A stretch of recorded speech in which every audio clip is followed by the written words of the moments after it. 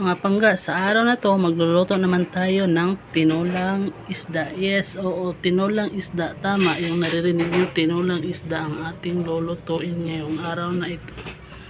Ito yung ating isda. Wow, napaka-fresh talaga ng ating isda. Ito yung sangkap ng ating pagluto ng tinulang isda. Yan, meron tayong tanglad, kamatis, at saka sibuyas dahon, chili na espada dahil gusto ko yung medyo maanghang.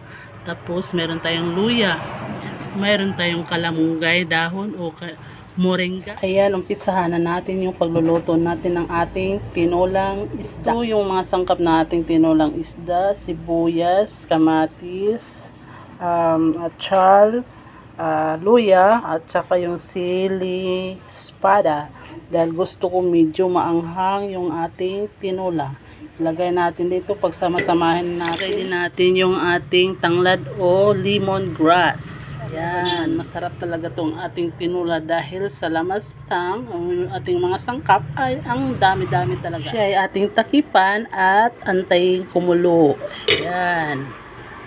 Ayan, kumukulo-kulo na at ating i-add yung ating isda. Yan, malinis na yan. Tinanggalan na natin ang bituka at saka yung hasang. Yan, yung sagisi. At saka yung katambak. Yan.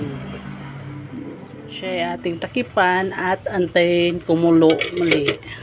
Ayan, kumulo na at tayo ay magtimpla na naman. Ayan, malapit na talaga maluto. Ayan, timpla tayo ng asin. Ayan, asin. At konting asukal. Dahil gusto ng busing ko ng gulay na okra, kaya ayan, nag-add na ako ng gulay na okra. Kasi gusto niya yung okra sa tinula. Lapit na talaga maluluto yung ating tinula. Yan. At i-add natin yung ating gulay na malunggay o moringa. Hindi ko na tinanggal yung tangkay ng yung talbos ng moringa dahil andyan ang mas maraming vitamina na ma-apply sa ating katawan.